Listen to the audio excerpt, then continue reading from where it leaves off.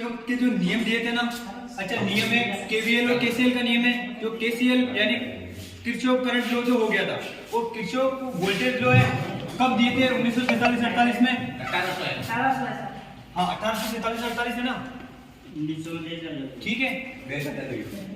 1847-48 में ये थे और 1824 में जन्म हुआ था और 1887 के अंदर उसकी मृत्यु हो गई।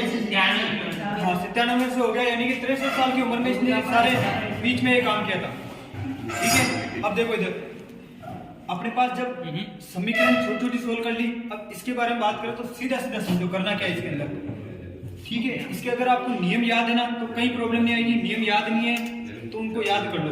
कहना क्या चाह रहा है आपके पास, पहले क्या करना है, इसने दो लूप बनाए, सर्किट आपके सामने दो लूप बनाए। लूप का मतलब ये होता है यहां से अपन चले ए बी सी डी, पूरा एक हो जाएगा। अच्छा इसको पूरा को एक नहीं मानना है, अपने को अभी दो लूप है ना, तो A B C F A ये एक लूप हुआ, ठीक है। इसके बाद में फिर एफ सी डी ई ये दूसरा लूप हुआ, ठीक है। तो अब इसके आगे करना क्या है, इसके अंदर देखो, इसके अंदर चीज ये देखनी होती है कि एक तो करंट की डायरेक्शन देखनी होती है कि करंट की डायरेक्शन के अकॉर्डिंग ये कैसे कर रहा है। इसने क्या किया, यहां से I1 निकाली, इधर से I1 निकाली, इधर से I2 निकाली, तो I1 इधर से निकाली ना इसने, तो इसने ऐसा कहा कि यहां से I1 निकली, I1 घूम के गई यहां पे आ गई, ठीक है, ठीक है। फिर इसने क्या किया, इधर से I2 निकाली, इधर भी I2 गई, इधर सीधी दे दी इसने, I1 इधर से गई और I2 इधर से गई, यानी कि I1 प्लस I2 आ गया। फिर इसने इधर से I1 को इधर भेज दिया और I2 को इधर भेज दिया। ये इसने दी सिंपल इसकी करंट की डायरेक्शन। इस करंट की डायरेक्शन और लूप की डायरेक्शन पे ये पूरा डिपेंड है सवाल अपने किरचॉफ का नियम।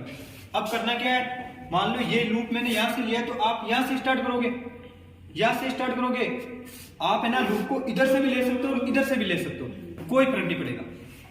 आपका मामला लास्ट के अंदर सेम फिजिक्स में आंसर आना चाहिए, तो कहीं गलती नहीं है। अगर लूप को इधर लेना और फिर इधर लेना, लूप को इधर लेने देने से दिक्कत आती है आंसर में, तो आपका पूरा सवाल ही गलत है इसका मतलब। बाकी फिजिक्स ये कहती है आपकी कहीं गलत नहीं होगी। अच्छा इसको इतना सोल्व करने के बाद इक्वेशन बनाते हो ना, यहां तक फिजिक्स है, बाकी पूरी गणित है, ठीक है ना। अब देखो आगे करना क्या है, ये बैटरी हुई, अपन लूप को यहां से स्टार्ट कर रहे हैं। एक सवाल समझ लो, सारे कॉन्सेप्ट क्लियर है, कहीं दिक्कत नहीं आएगी।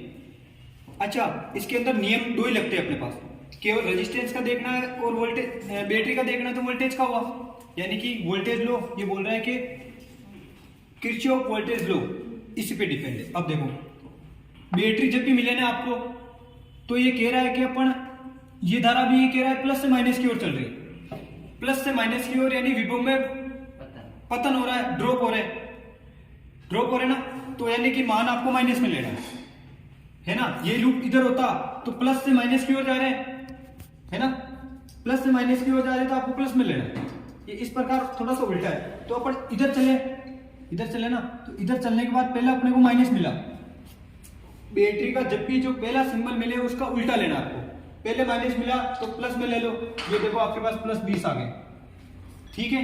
इसके बाद में आगे चले रेजिस्टेंस है, रेजिस्टेंस का नियम थोड़ा सा उल्टा है, लूप की डायरेक्शन में दोनों ही है, अगर करंट की डायरेक्शन और लूप की डायरेक्शन दिशा दोनों सेम दिशा के अंदर है तो आया ड्रॉप माइनस में आएगा, और अगर लूप की डायरेक्शन इधर है और करंट की डायरेक्शन इधर है तो फिर पॉजिटिव आ जाएगा।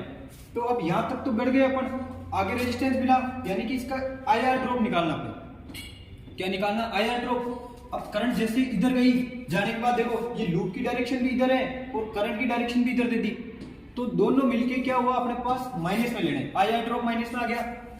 प्रतिरोध 10, ये 10 आई, यानी कि V × I, IR V बराबर IR होता है, हो गया। इसके आगे चलो, फिर ये लूप इधर घूम रहा है अपने पास, तो यहां से चलने के बाद थोड़ा सा ध्यान रखना है, इधर ही प्रतिरोध पहले मिला, तो वही बात है दोनों सेम डायरेक्शन का मतलब माइनस में लेना है। तो अब 10 इंटू IR लेना है, 10 इंटू माइनस का 10 I1 प्लस I2 लेना है, ये देखो इसलिए लेना है। अब क्यों लिया, क्योंकि धारा इधर से भी आ रही थी, इधर से भी आ रही, इधर I1 इधर I2 दोनों ही चली गई, लास्ट में प्लस हो जाएगी, ये निकालना। अब आगे देखो माइनस में ले लिया, फिर देखो इधर चले, क्या बताया था, बैटरी का जो भी टर्मिनल मिले उल्टे उसका उल्टा लेना है, प्लस से माइनस की ओर जा रहे हैं, विभव में खपत हो रही है, ड्रॉप हो रहे हैं, ठीक है ना।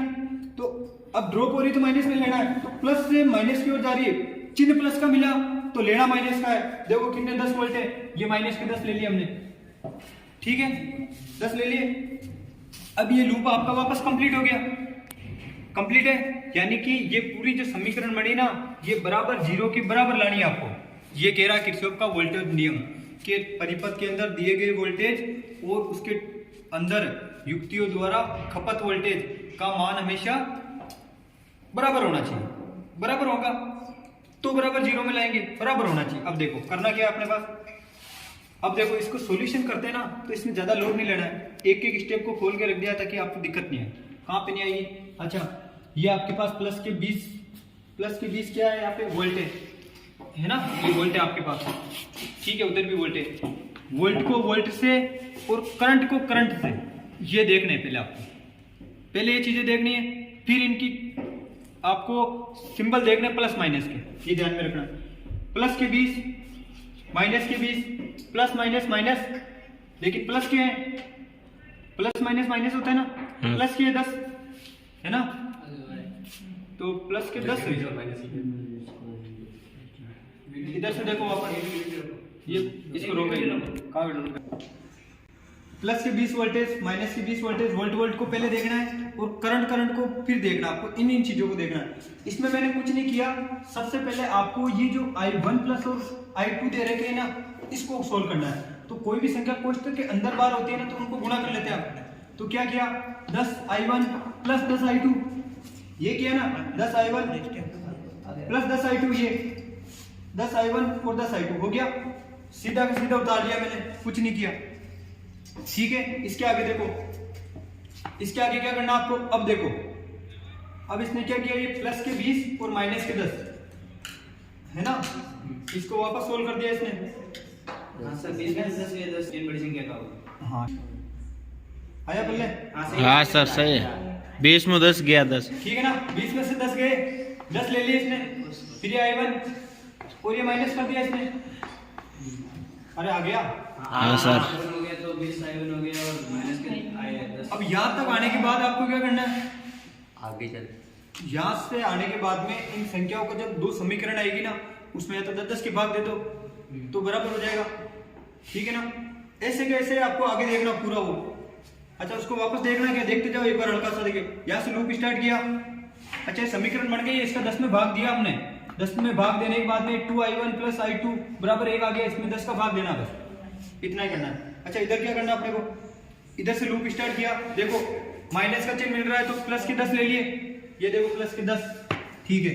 फिर आगे सेम डायरेक्शन में है दोनों, तो 10, तो अपने पास ये सेम डायरेक्शन में होने के कारण प्लस में आ जाएंगे, तो 10 IR, ये फिर देखो I1 प्लस I2 तो दोनों लेने पड़ेंगे, 10 इंटू I1 प्लस I2, ये आ गया आपके पास। फिर आगे सेम डायरेक्शन में ये भी, तो प्लस के 10 I2 आ जाएंगे, इसके अंदर देखो सारा I2 चल रही है, ठीक है। आगे फिर देखो इधर आगे बैटरी का टर्मिनल क्या मिला अपने को, प्लस, पॉजिटिव, और पॉजिटिव तो लेना कौन सा है, नेगेटिव, तो ये माइनस में वापस 20 वोल्ट ले लिए। इसको वापस देखो, इसने भी ऐसा ही किया है, इसके अंदर ये जो 10 है ना, इसको इनसे गुणा कर दिया, 10I1 प्लस 10I2, ठीक है। फिर इसके बाद इसने क्या किया, इसको ऐसे एज उतार लिया I2, और सेम 2 को भी उतार लिया इसने, और वो माइनस के वोल्ट से वोल्ट, ठीक है ना। वोल्ट घटा दी। इसको एक मिनट रोक, अपन ने क्या किया था कि यहाँ पे एज केवल ये I1 प्लस I2 है ना, इसको यहाँ से गुणा कर दिया, बस कोष्टक को खोलना होता है, बोर्डमास का नियम ही कहता है ना आपके पास, सबसे पहले कोष्टक को खोलो, रेखा बंद नहीं हो तो ठीक है, वरना कोष्टक को खोलो। तो इसी प्रकार आपको ये करना है कि जो 10I1 प्लस I2 है ना, तो ये गुणा हो गया इधर, और फिर ये 10I2 हो गया, ठीक है, एज इट इज उतार दिया ऐसे कैसे। अच्छा फिर ये प्लस के 10 और माइनस के ये थे ना, प्लस के 10 माइनस के 20, तो ये माइनस के 10 आ गए इधर वोल्ट। अब इधर देखो आगे, इसको कुछ नहीं किया इसने, फिर वापस ये एडजेटिव उतारी, उतारने के बाद में ये माइनस के जो 10 वोल्ट थे ना अपने पास, इस माइनस के 10 वोल्ट को बराबर की संख्या में ले आए, यानी इधर ले गए, तो माइनस का प्लस हो गया, ये माइनस का प्लस हो गया, ठीक है, यहाँ तक ठीक है। अब वो कहो ये बात है, इस समीकरण में आपने लास्ट के अंदर जाके 10 का भाग दिया था, है ना। 10 का भाग दिया तो हाँ, सर। 10 का भाग देने के बाद सीधे सीधा आ गया, इधर भी 10 का भाग दे दो। कभी भी दो इक्वेशन बनती है, समीकरण बनती है ना, तो उसमें सेम संख्या का भाग दे सकते हो आप, है ना। तो इधर 10 का भाग दे दिया, तो इसमें भी 10 का भाग देने के बाद में ये आपके पास आ जाएंगे, है ना, I1 प्लस I2। हाँ सर। ठीक है, ये लिखा हुआ है 10 कॉमन लेने पर या फिर 10 का भाग दे दो आप। ठीक है, इसके बाद में देखो अब आपको क्या करना है, समीकरण 1 आ गई और समीकरण 2 आ गई, जिसका मान भी आपके पास है ना उसका मान रख दो आप। इसमें क्या करना है, समीकरण 1 में इधर देखो, उसको छोड़ो, ये रहा आपका, इधर हो जाता है। ये कह रहा है समीकरण 1 में समीकरण 2 से गुणा करने पर, 1 को 2 से गुणा करने पर समीकरण 1 कहां पे अपने पास, 2I1 प्लस I2। हाँ सर। देखो कुछ नहीं किया अपने पास, इधर समीकरण 1 है, 2I1 प्लस I2 बराबर 1 है, तो हमने क्या किया, डायरेक्टली इसको 2 से गुणा कर दिया। गुणा करने के बाद क्या आता है, 2 दूने 4I1 और 2 1 का 2 I1 I2 और 2 के 2 आ गए, इधर गुणा कर दिया, सीधा रखा यहाँ पे। रखने के बाद में समीकरण 2 का मान देख लो, 2 का क्या है, I1 प्लस 2I2 बराबर 1, ये रख दिया। रखने के बाद देखो इसका अगर प्लस का सिंबल है तो माइनस ले लो, और फिर प्लस का तो माइनस, और फिर प्लस का तो माइनस, ऐसे करने के बाद माइनस प्लस वाले कट जाएंगे। कटने के बाद में देखो प्लस माइनस माइनस, तो यानी कि 3 आई आ गए यहाँ पे, और इधर 2 में से 1 गया तो 1। ये आपके पास जब आया ना 3I1 प्लस 0 बराबर 1 आने के बाद में जब इस I को बाहर लाओगे ना तो इसके साथ वाला नीचे चले जाता है, ये 3 नीचे चले जाएगा, तो 1/3 I1 का मान आया आपके पास। किसका आया, I1 का मान आया 1/3। अब देखो इधर, अब जब आपके पास I1 का मान आ गया ना, तो इस I1 के मान को, अरे 1 मिनट, मान आया ना 1/3। समीकरण 1 के अंदर 1 में ये I1 का मान रख दो, ये I1 है आपके पास। समीकरण 1 में I1 का मान रखने पर रखो, देखिए I1 समीकरण जो थी ना अपने पास, ये 2 तो थे अपने पास, और I1 का मान 1/3 था, रख दिया, प्लस I2, ये देखो ये 2 के 2 उतार दिए। समीकरण I1 का मान जो था 1/3, ये 1/3 यहाँ रख दिया हमने, फिर प्लस I2 है, ऐसा कैसे रख दो। अपने को क्या चाहिए, ओनली I2 का मान चाहिए, ठीक है ना। थोड़ा सा लॉजिक है, ज्यादा नहीं लेंगे, आपकी 5 मिनट होंगे, ठीक है, बराबर 1। अच्छा क्या करना है अपने को, I2 का मान ज्ञात करना है ना, ये इससे गुणा ही तो हो रहा है, गुणा में संख्या देखो क्वेश्चन की बार गुणा में होती है, तो 2/3 और प्लस I2, ये का ये किया ना। अब इसने क्या किया कि इस I2 को बाहर निकाल दिया, तो प्लस का था तो माइनस आ गया, इधर ले लिया हमने, प्लस का था माइनस आ गया, और इधर 2/3 और ये इधर गया तो फिर माइनस में आ गए, -1।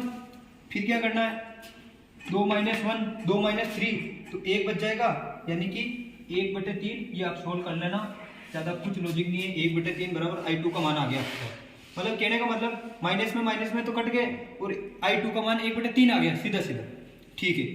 ये यहाँ पे आ गया। अब मेरी बात सुनो, हमने किया क्या, पूरे का निचोड़ तो अब निकालना है। कहने का मतलब क्या हुआ, किरचॉफ के नियम के अंदर ये कह रहा, आप इस करंट की जो इधर से करंट निकल रहे है, इधर से जो करंट निकल रही है ना, उसको सिद्ध करके बताओ कि यहाँ पे I1 प्लस I2 जा कितनी रही है। तो हमने जब I1 का मान निकाला ना, तो कितनी आई अपने पास, 1/3।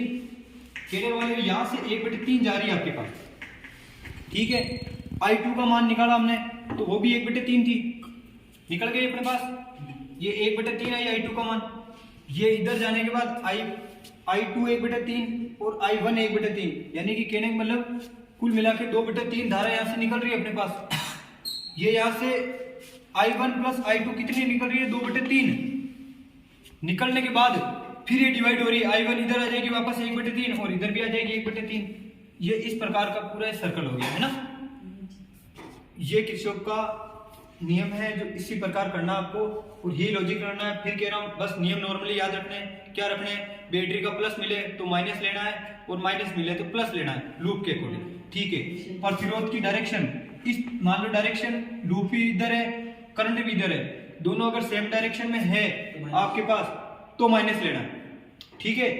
दोनों विपरीत दिशा में आती है तो प्लस लेना है, ठीक है। बस इसके अलावा और भी कोई लॉजिक नहीं है इसके अंदर, नॉर्मली यही है आपके पास, है ना।